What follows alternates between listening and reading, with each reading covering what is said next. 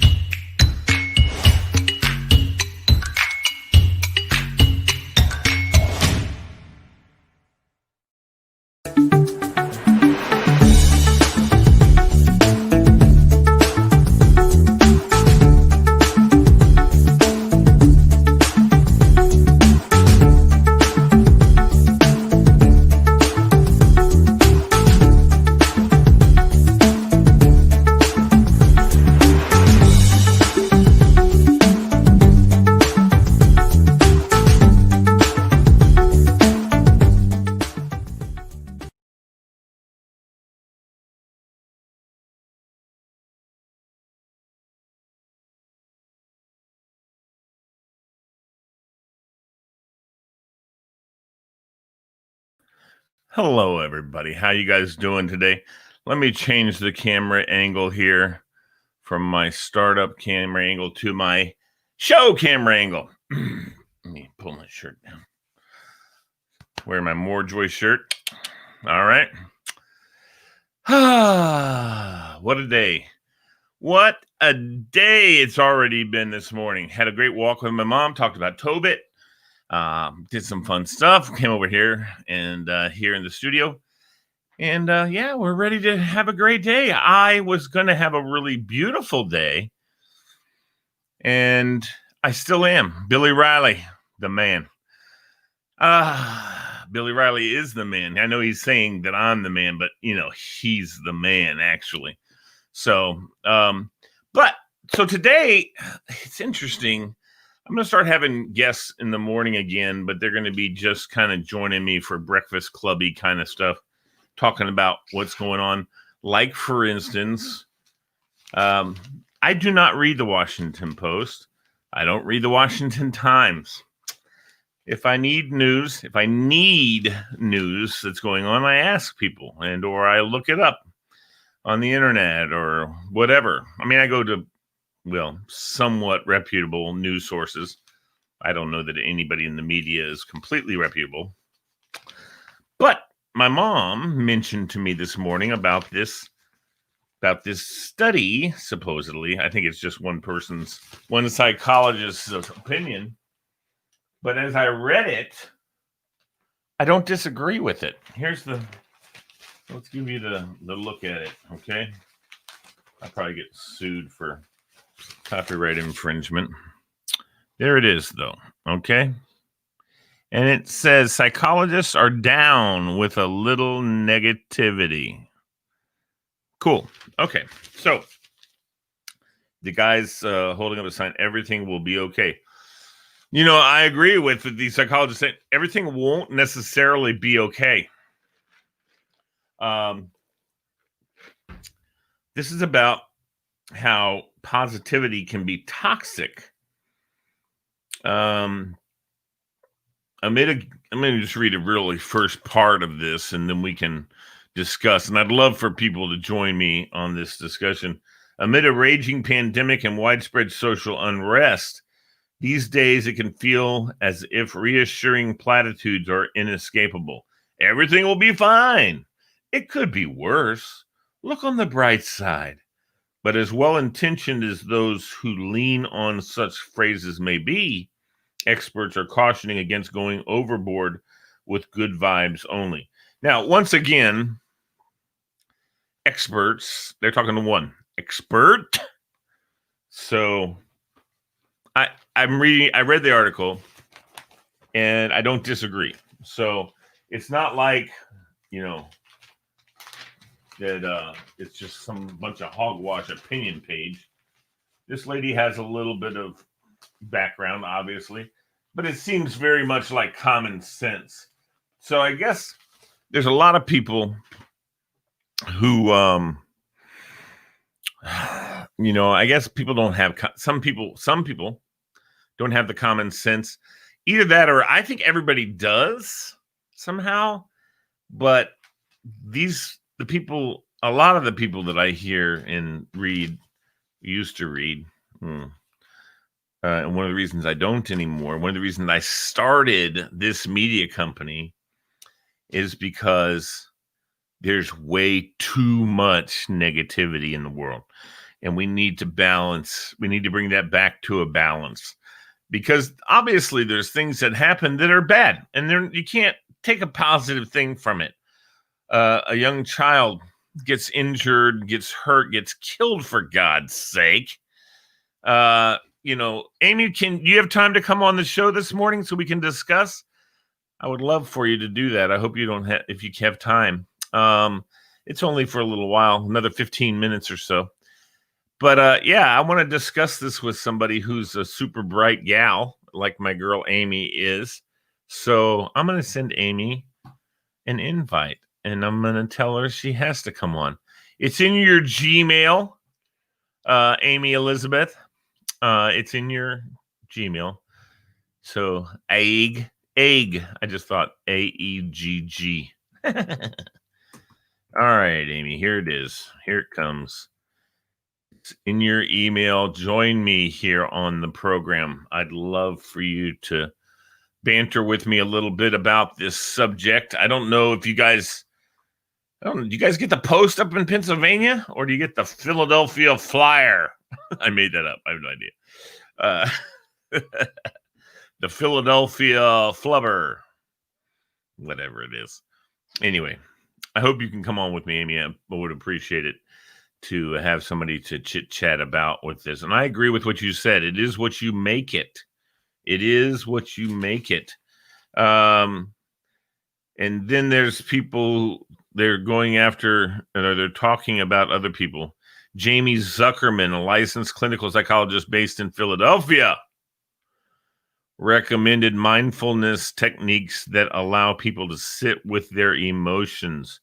There is no rush to have to do something to get out of the present moment, Zuckerman says.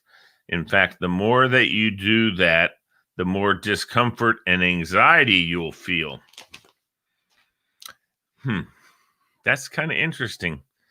Oh, send it to AOL. Oh, God. I send it to the same one I always send it to, Amy, sweet. Hold on. Let me look and see what I have for you. Amy Superstar. It is. I did send it to AOL. I just say Gmail because that's what I do. I did send it to your AOL, Miss Amy. So anyway, folks, it is to your AOL email. I guess what I should do is also put it in your messenger, I reckon. Let's do that. Let's go to Facebook Messenger and bring on the diva. Viva Las Vegas, here, baby. Viva Diva Las Vegas. There she is. Oh, there she is. Didn't even have to put it on Facebook. There she is. Hi, sunshine. Good morning. How are you? Toxic for me to say that. No. I'm reading this. Do you want it to be? It's a good article about, being overly positive. And I don't think I like to be positive, but I'm not overly. I understand when something's sad or something's bad or there's not a good thing going on. And I address it properly, I think. I give my condolences. I try to be empathetic. Mhm. And it doesn't mean I don't go, oh, your dad died? Well, don't worry about that. Just move on. I don't do that. Or your dog died. It's just a damn dog. Who cares? What are your thoughts on positivity being toxic? Can it happen? Do you think it can happen? I think positivity can be toxic if you're in denial. There you go. Using it as an excuse to deal with reality, Mm-hmm. trying to pretend that bad things don't happen. Right. At the end of the day, there's, the silver lining in everything. I have friends who are just the Eeyore effect. If you're familiar with Eeyore from Winnie the Pooh. Hold on. Oh, Ready? bother. Hold on. I can do him. Oh, bother. Exactly. So there's what do you want, Pooh? exactly. Yeah. There are some people who only see the bad. Yeah. Or they're kind of tied to the drama of their life. They like the attention when things go wrong. But I think at the end of the day, it's what you make of it. Right. Oh, I mean, through this process of, it's just not too, no, you don't, like you said, you don't want to go to somebody. I hate it when people, lose a family member or a friend, or they're in a better place. like they're a better place, an angel, God needed an angel. That doesn't help somebody feel better when, you just lost your husband or your parent or your child. That just doesn't, or I also, it's really funny. I have a friend who's a minister, and she does not like the God never gives you more than you can handle concept. Like that, because she said that kind of diminishes somebody who's just really struggling, saying that you deserve this, this is going to be good for you, when they're feeling miserable. So right. It's kind of, well, and this saying, of course, you just said God doesn't give us anything more we can handle. That's not true. What is true, but I agree with what you said in the context. What is true is it says in the Bible, God doesn't give you anything you can't handle with him. In other words, you bring him into the problem and pray, and that's what that saying has to continue to say, because problems happen, and he doesn't do that, but they happen. And there'll still be a problem sometimes if you don't bring him in intercessorily, or whatever the word is. right. You know what I mean? Just doesn't like but I understand what she just doesn't like it when you kind of dismiss somebody's concerns and anxieties and stresses by saying, God will give you more than you can handle. Yeah, no. I totally agree with that 100%. You have a friend who needs to, share or have those moments where they need you to support them. They don't need you just to kind of dismiss it and say, this is what, that doesn't help.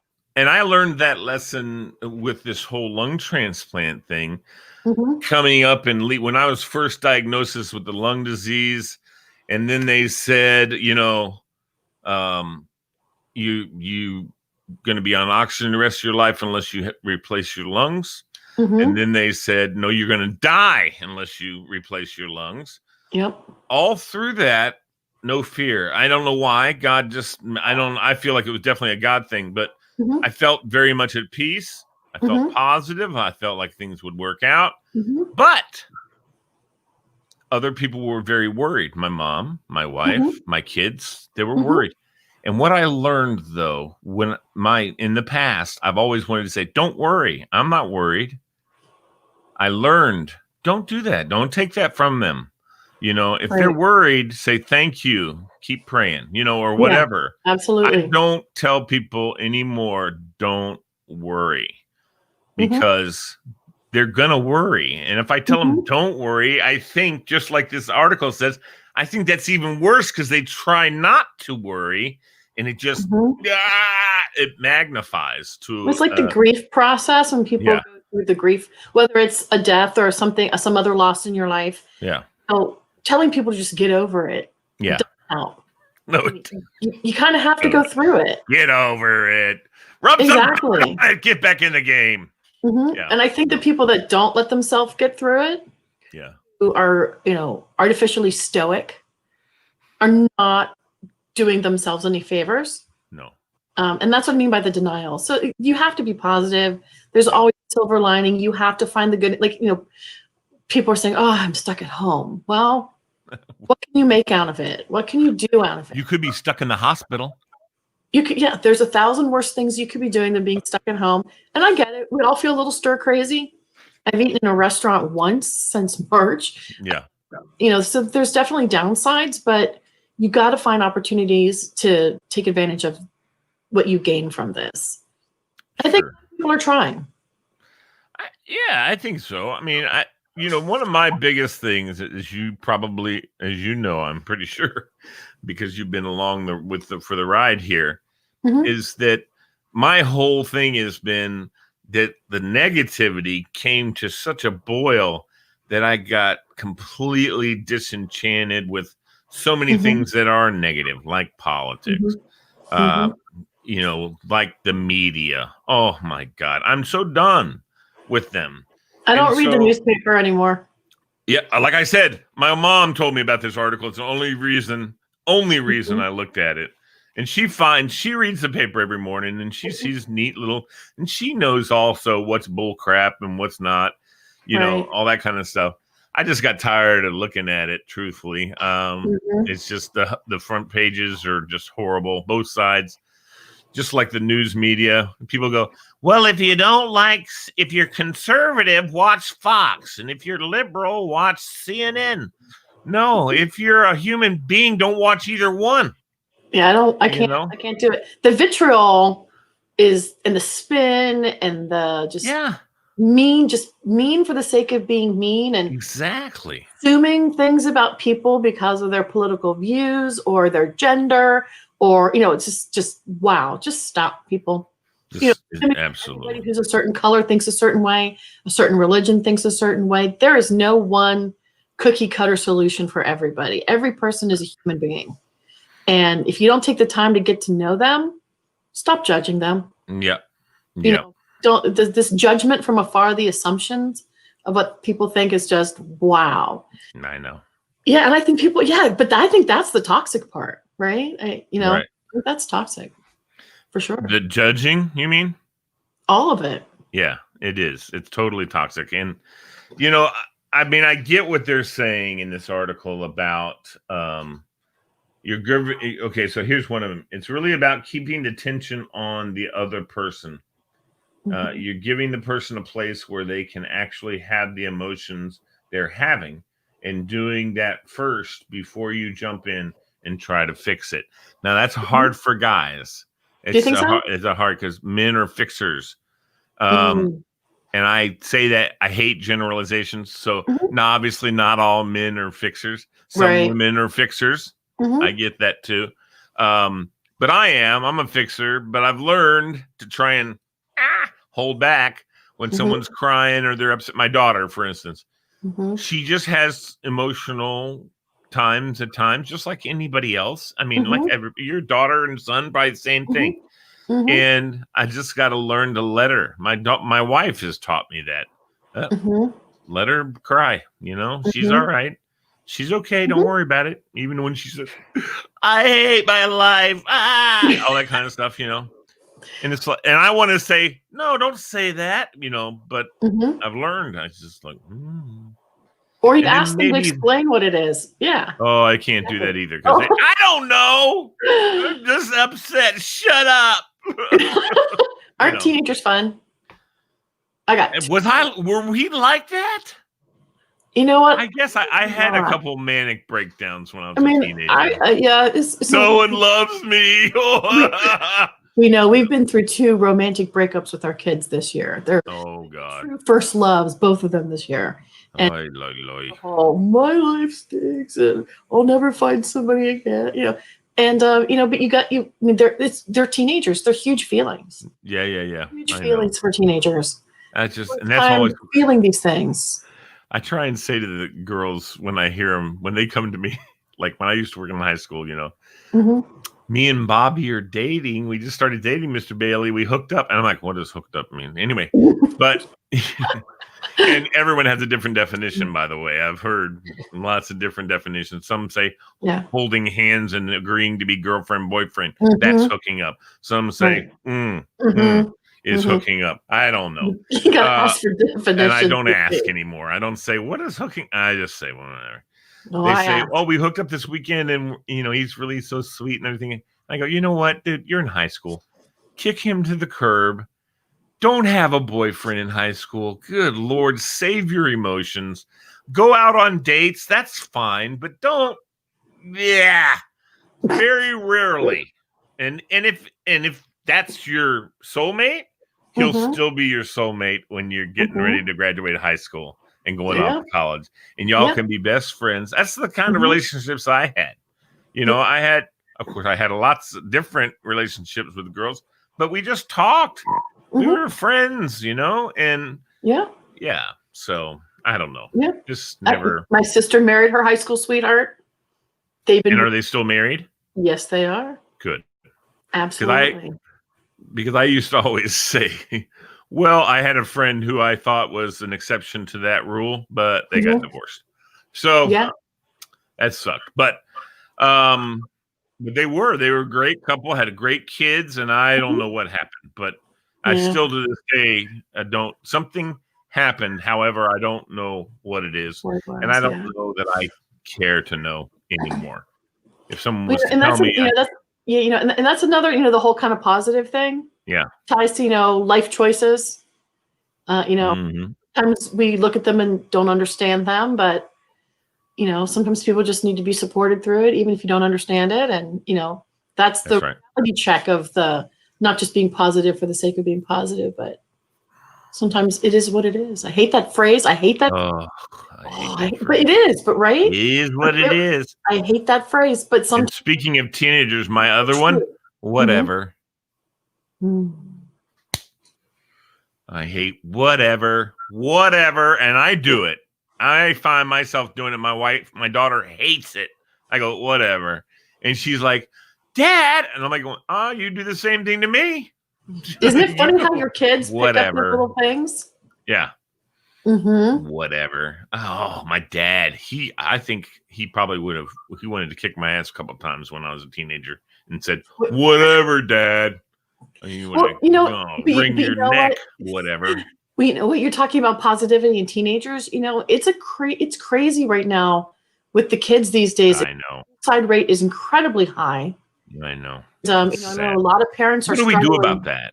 What do I we don't do about know. that? A lot of parents are struggling to try and figure out why and address it. And, in some circles, it seems to be, I hate to say this, trendy. It seems to be, the more depressed you are, the more attention you get. Yeah. Yeah. I think social media facilitates that. Yeah. Post a negative thing like I'm having such a bad day, or You're fishing. oh, something's, yeah, exactly. And then, Mhm. the more negativity you kind of self-create, or the more negatively you look at your life, and the more you publicize that, the more attention you get. And I think in some situations, there's a lot more to it, I know, but Mm. in some situations you kind of create this vicious cycle Yeah. where they're looking to not be happy. Yeah, that's right. That's what I feel like my daughter's that way sometimes, but, and hopefully she's not watching. I know she's not anyway, but she's awesome. She's a superstar, straight A Mhm. student, which Mhm. can breed a lot of anxiety. Oh yeah. And for her, especially, she wants to be that straight A student. And my God, if she gets a B plus, she's out of her mind. Wants to kill the teacher. Not really, but no, I have one yeah, of those. so You've met upset. her. Yes, I There you have. go. I love have. her. She's a sweetheart.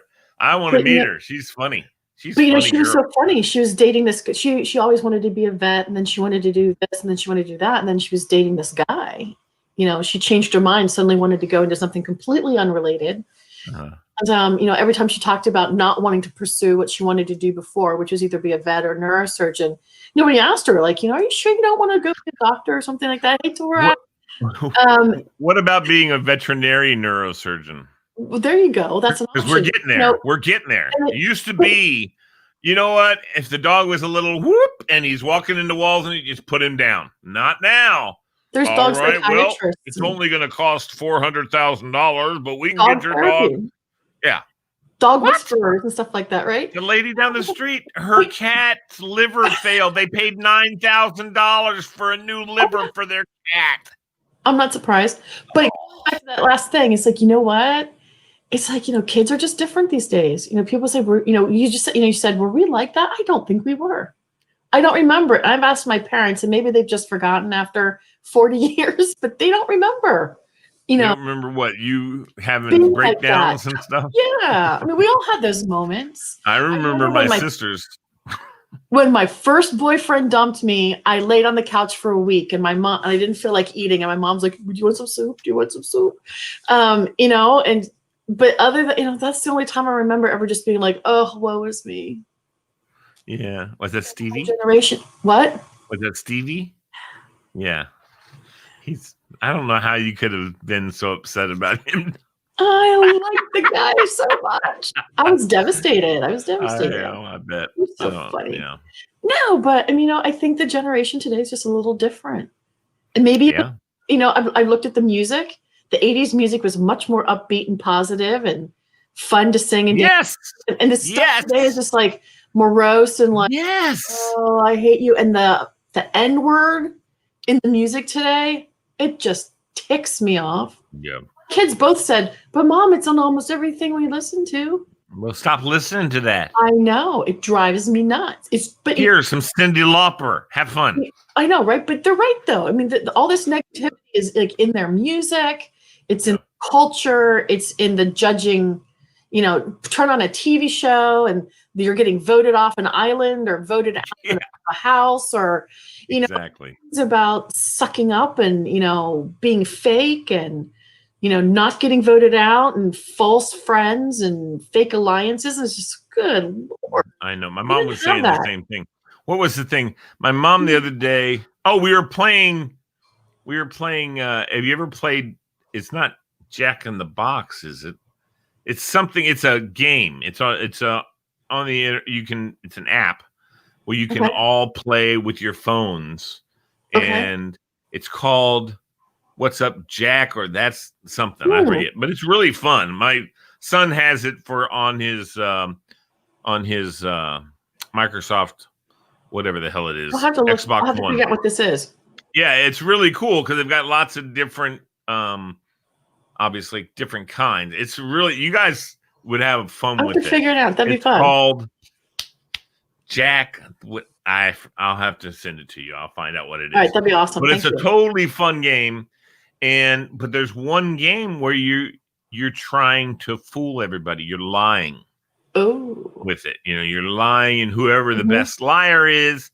Well, my mom and my daughter got into it. My mom's like, I don't want to play this game. I don't want to play a game that like justifies lying. And my daughter's like going, Grammy, it's just for fun, and she's like, but that's not fun to me. And they had this whole thing, and it's like, oh God. Well, she's got a point. Oh, absolutely. I was trying to tell my daughter, listen, let's just play another game. Let's not go into it. Because she's right, And then, but see, unfortunately, that's one of the things my daughter does. She flips from being in a great mood to being completely not the opposite, like within a second. Teenager alien stage. What just happened? Yeah, it's like, wait a minute, you were just having a ball. And I think she's kidding sometimes, but she's not. We'll be playing cards. Somebody has said one wrong thing, and that's it. Game's over. I'm done. Or they throw down their Monopoly money and stomp off. Oh, she loves playing Monopoly. But she wins a lot, so that's why I don't like playing. I lose all the time. Yeah, my son is ruthless. Yeah.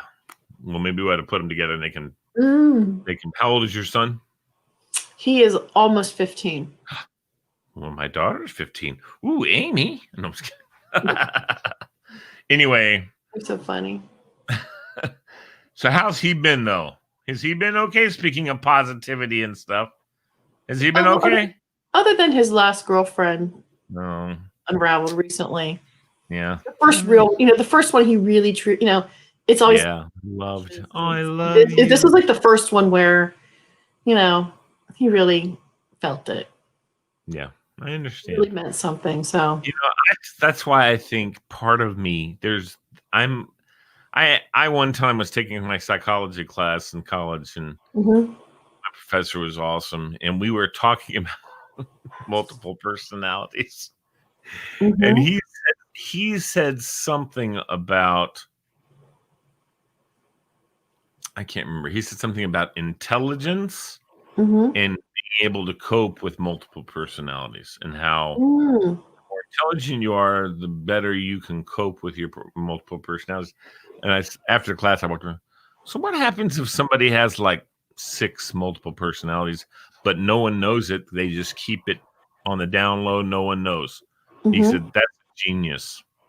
Anybody who has that mental capability to keep those all in order where they're mhm. supposed to be and everything. And I said, geez, I think I'm a genius then.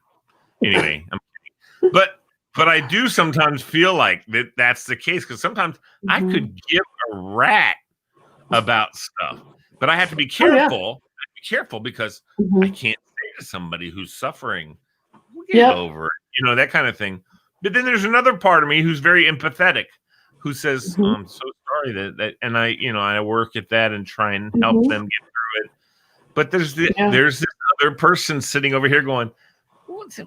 Just tell them to freaking get it together," you So know? you got like the little angels on the two corner, Yes, right? The little. there's like 3 on each shoulder, all different. They're giving me all Mhm. kinds of different advice.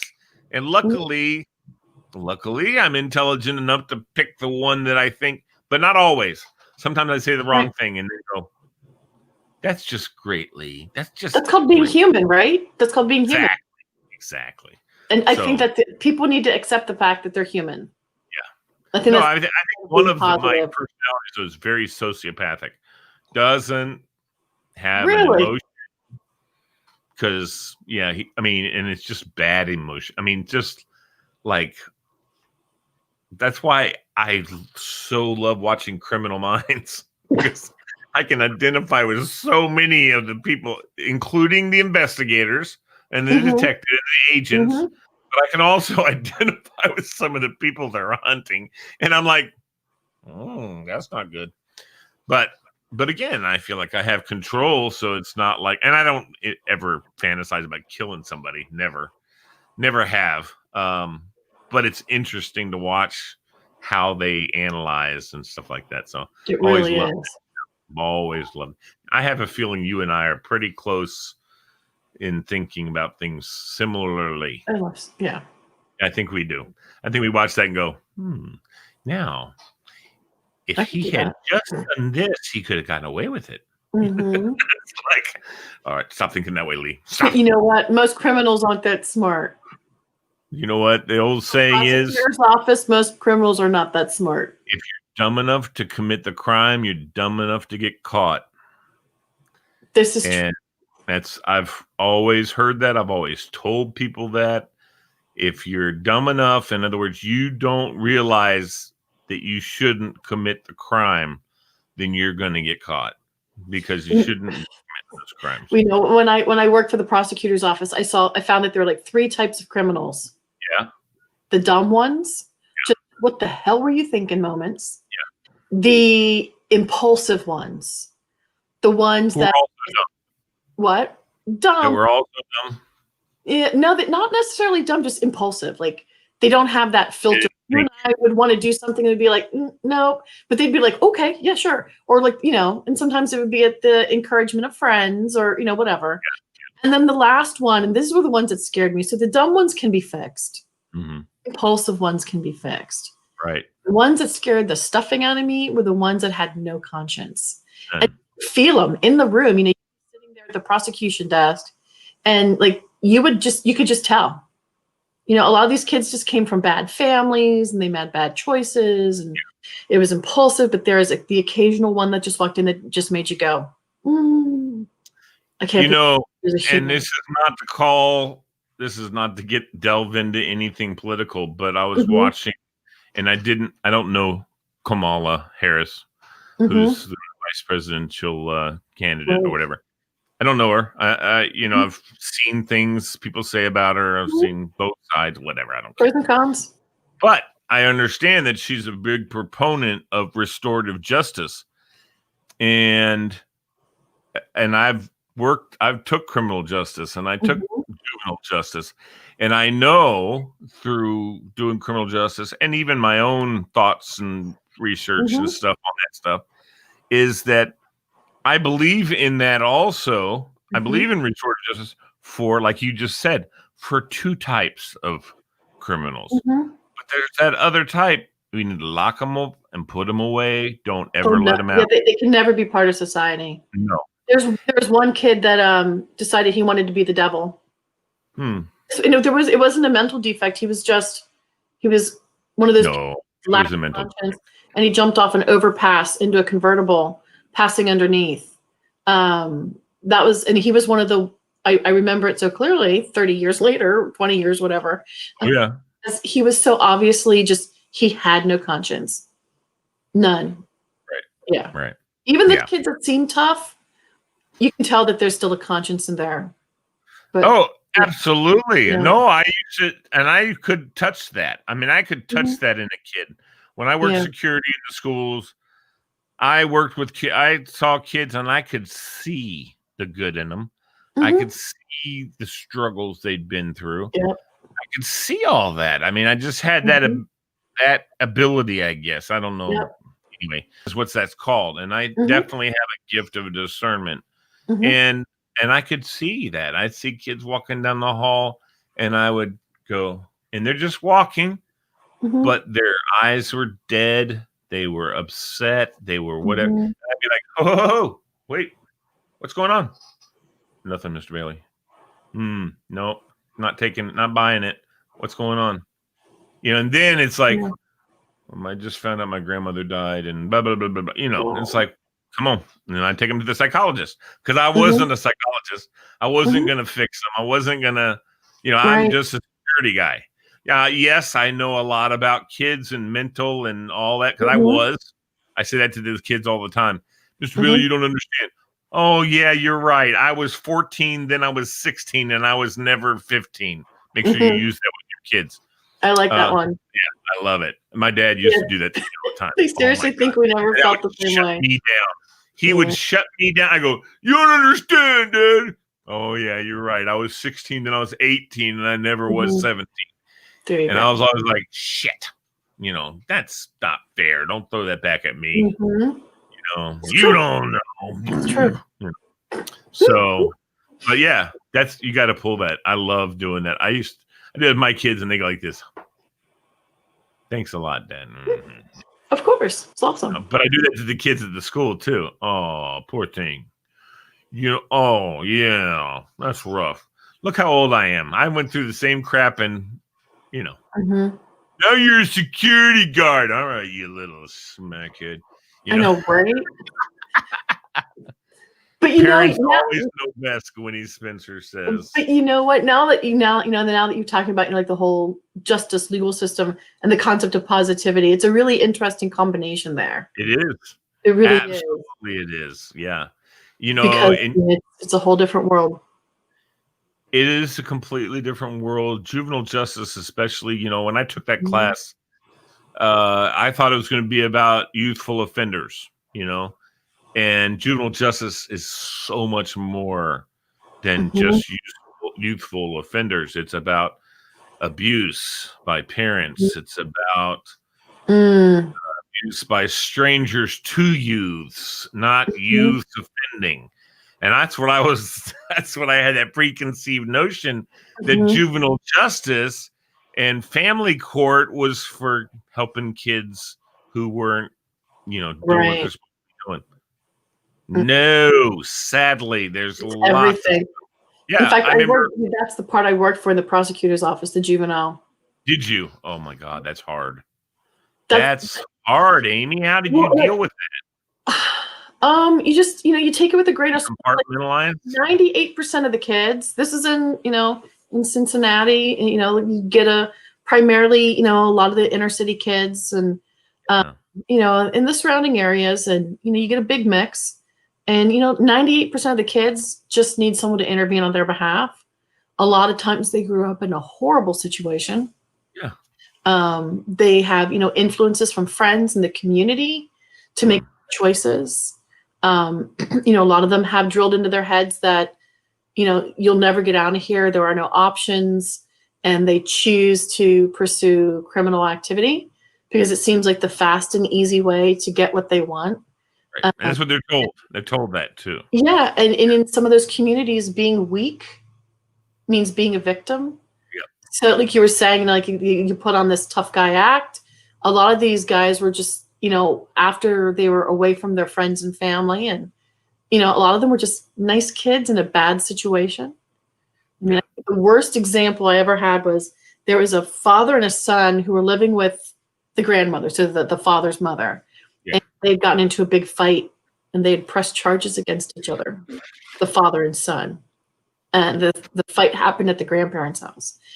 And, they're trying to figure out what to do with the kid, the dad. I think the dad had already been sentenced, but he was testifying against his son because it was juvenile court. And, she didn't really want to send him back, but she didn't want to send him to juvie. She just let's just move on. And, the judge. And what happened was, so she turned to the grandmother and said, are you willing to let him back in your house? And she says, no, I don't want him. The kid's mom was nowhere to be found. There were like 2 aunts there. The judge looked at the aunts and said, can one of you take him? Nope. And I just wanted to raise my hand and go, I'll take him. He's a good kid. Exactly. You can't. But God. you just look at this poor kid. He's just a good kid in a bad world. His family life was just a disaster, and it breaks your heart. Yeah.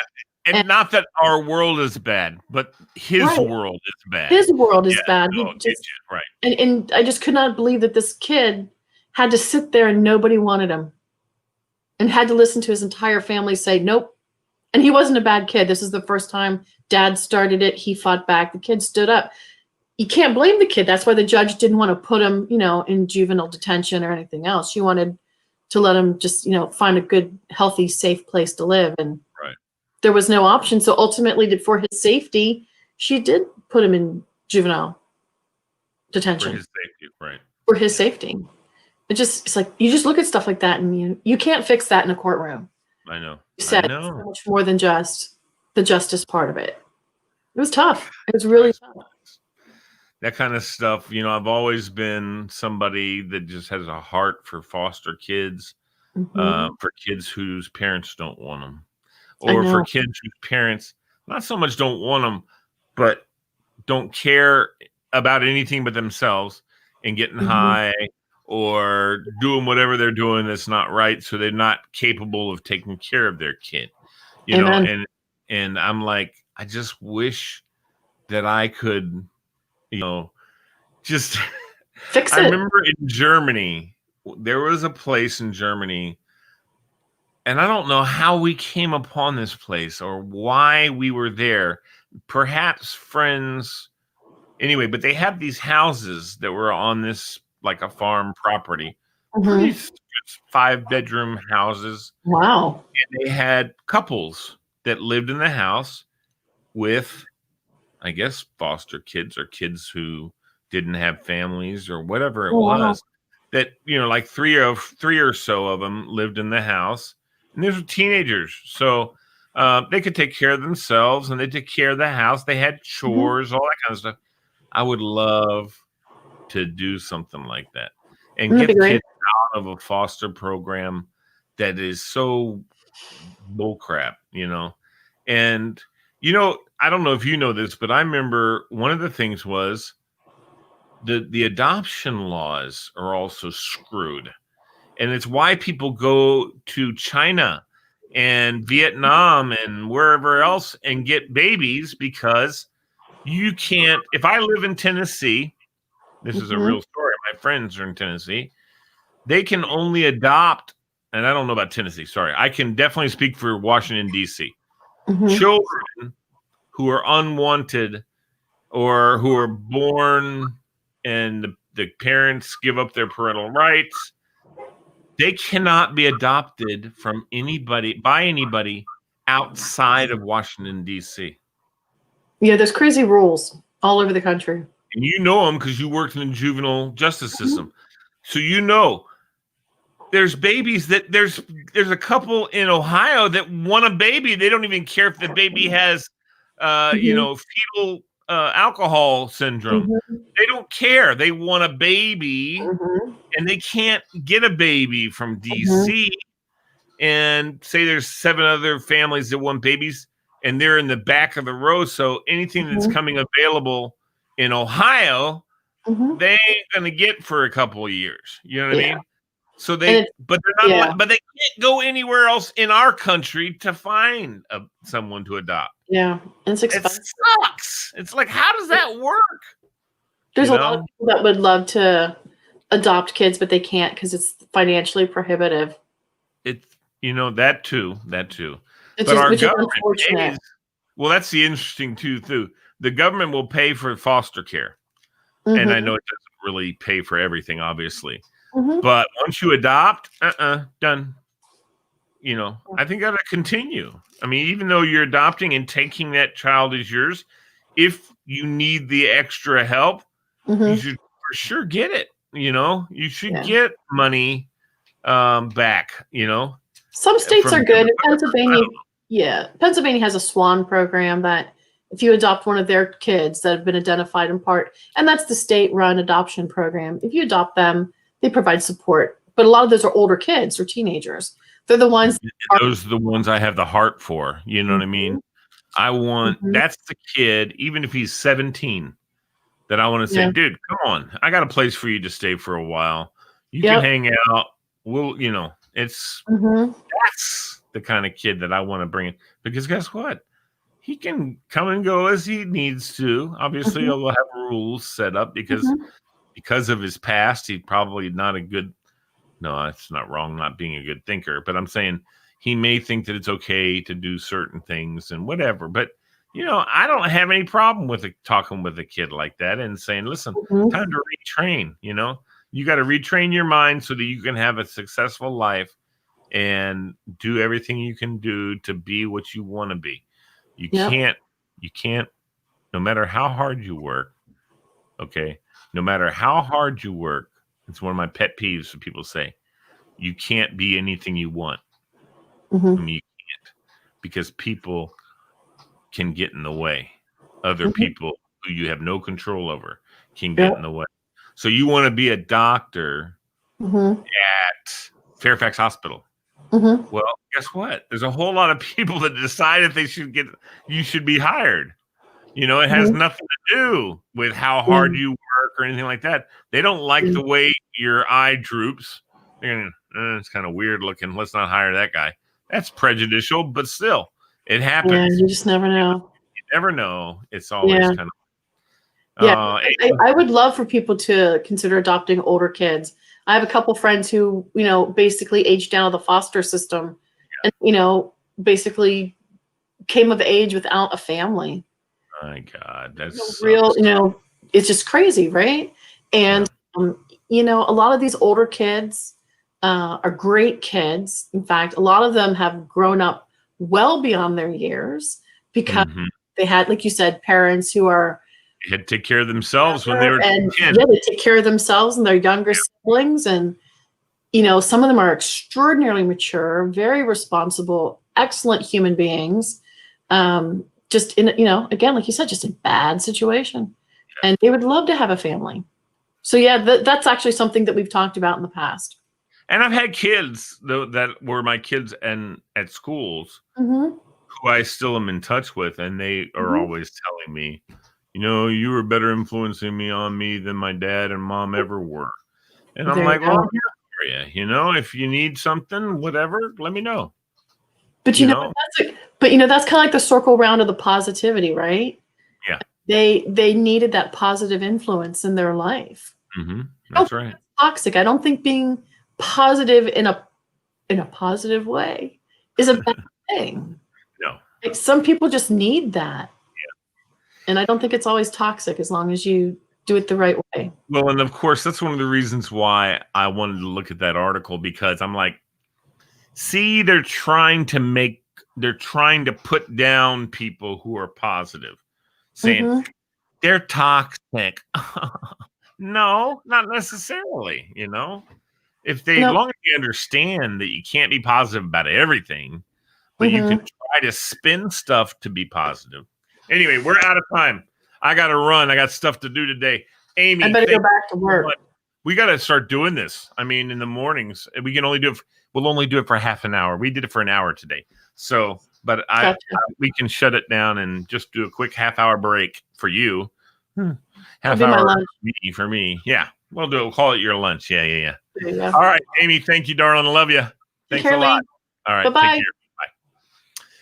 Well, there she goes, folks. That's a superstar lady. Let me tell you.